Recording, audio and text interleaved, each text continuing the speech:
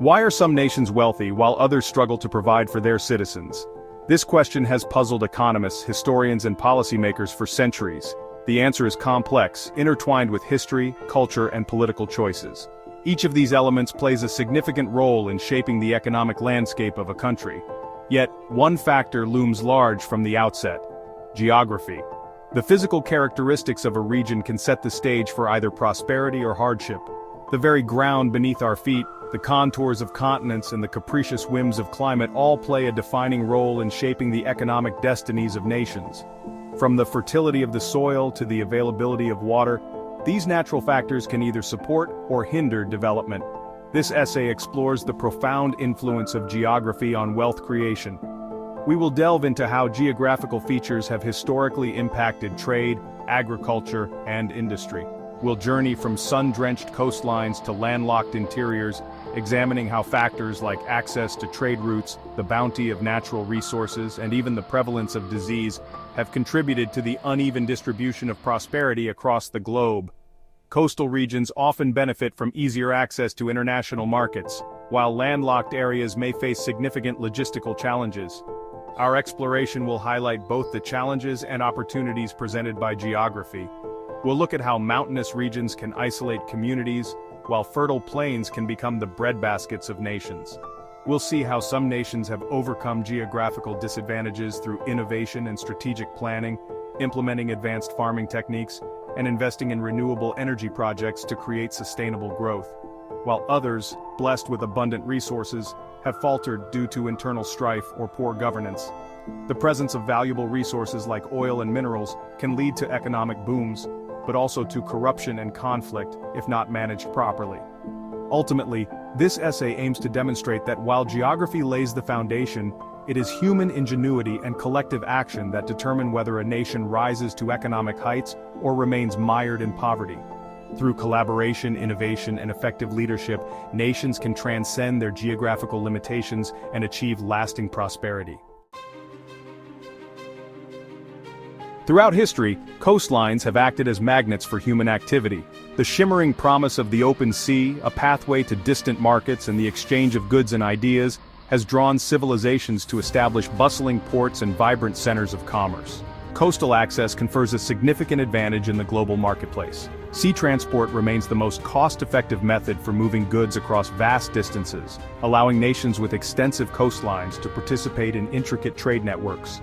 Moreover, coastal regions tend to foster innovation. The convergence of people from diverse backgrounds bringing with them unique skills and perspectives creates fertile ground for the exchange of knowledge and the development of new technologies. From the bustling city-states of ancient Phoenicia to the maritime empires of Europe's age of exploration, history is replete with examples of nations that leveraged coastal advantages to achieve economic dominance.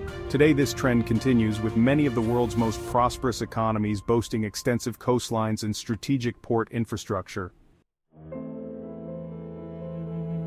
In stark contrast to their coastal counterparts, landlocked nations face formidable obstacles on the path to economic development. These challenges are not just geographical but also economic and political in nature. Hemmed in by the borders of their neighbors, often separated from global markets by vast distances and challenging terrain, these countries struggle to overcome the tyranny of geography. The physical barriers are just the beginning. The rugged landscapes, including mountains and dense forests, make the construction and maintenance of transportation infrastructure both difficult and expensive. The most pressing challenge is the cost of trade. Transporting goods over land is significantly more expensive than shipping by sea. Without direct access to the sea, landlocked nations must rely on often circuitous overland routes or negotiate transit agreements with neighboring countries, adding layers of complexity and cost. This reliance on overland routes adds significant expense to the import and export of goods, making them less competitive on the global market. This lack of access to global markets stifles economic growth. The high costs and logistical challenges deter businesses from setting up operations. Businesses face higher input costs, limiting their competitiveness. This, in turn, affects the overall economic health of the nation. Attracting foreign investment proves difficult as companies seek locations with efficient and cost-effective transportation networks. The lack of such infrastructure is a major deterrent. Moreover, landlocked countries are often heavily reliant on their neighbors for access to essential goods and services. This dependency can be a double-edged sword. This dependence can create political vulnerabilities and limit economic autonomy. Any political instability in neighboring countries can have a direct impact on their own economies. While some landlocked nations have managed to overcome these challenges through strategic investments in infrastructure and diversification of their economies, these success stories are exceptions rather than the rule. Many continue to lag behind their coastal counterparts in terms of overall wealth and development. The journey to economic prosperity for landlocked nations is fraught with obstacles, but with the right strategies, progress is possible. The sun's rays, the lifeblood of our planet, fall unevenly across the Earth's surface, creating a beautiful yet complex tapestry of light and shadow. This uneven distribution of solar energy creates a mosaic of climates, each with its own unique impact on human societies and their economic activities. From the icy tundras to the scorching deserts, every climate zone shapes the way people live, work, and thrive. For millennia, agriculture has formed the backbone of human civilization, providing the essential resources needed for survival and growth. And it is climate that dictates the success or failure of agricultural endeavors. The right balance of sunlight, water, and soil nutrients can lead to bountiful harvests, while adverse conditions can spell disaster for crops.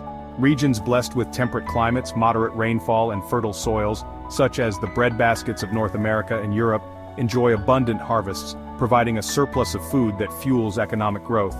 These areas have become the agricultural powerhouses of the world, supporting not just local populations, but also global food markets.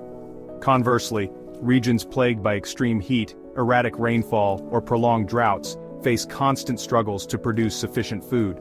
These harsh conditions can lead to crop failures, food shortages, and economic instability. Sub-Saharan Africa, for example, while possessing vast agricultural potential, has long been hampered by unpredictable weather patterns and the persistent threat of drought, hindering its economic development. Despite the resilience and hard work of its farmers, the region continues to face significant challenges in achieving food security. Climate also influences human health and productivity. The physical and mental well-being of individuals is closely tied to the environment in which they live. Tropical regions, while often boasting lush biodiversity, also harbor a higher prevalence of infectious diseases, such as malaria and dengue fever. These diseases thrive in warm, humid conditions, making them a constant threat to the health of local populations. These diseases sap the energy of the workforce, strain healthcare systems, and hinder economic progress. The battle against these illnesses requires significant resources and coordinated efforts, impacting the overall development of these regions. So, when we think about natural resources, they can be both a blessing and a curse. You see, on one hand, countries rich in resources like oil, minerals, and fertile land have the potential for immense wealth. But on the other hand, these same resources can lead to conflicts, corruption, and economic instability if not managed properly. It's a delicate balance, really. So, the question remains, how can nations turn their natural wealth into a sustainable future? Well, that's what we'll explore next. In the grand tapestry of geography, mountains and rivers are more than just natural wonders. They shape civilizations, influence trade routes, and determine the flow of progress. Mountains can act as barriers, isolating communities, but they can also serve as fortresses, protecting against invasions.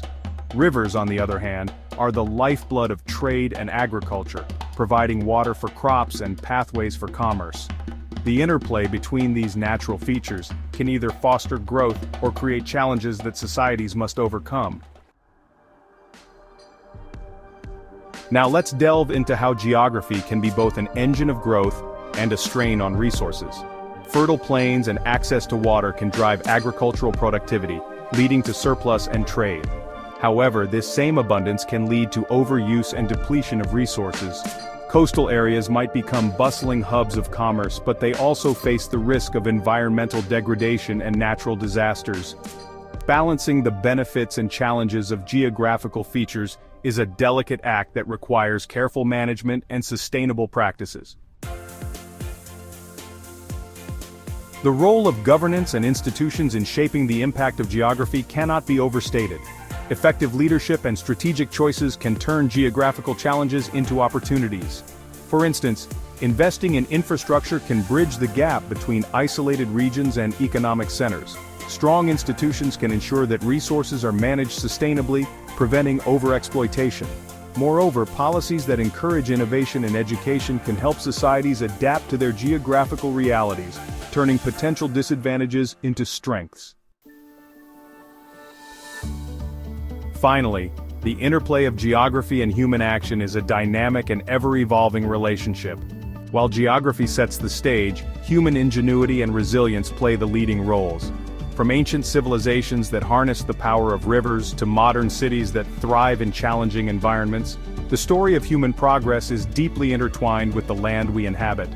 By understanding and respecting the influence of geography, we can make informed decisions that promote sustainable development and a prosperous future for all. If you enjoyed this video, please subscribe, like, and share to help us bring you more insightful content.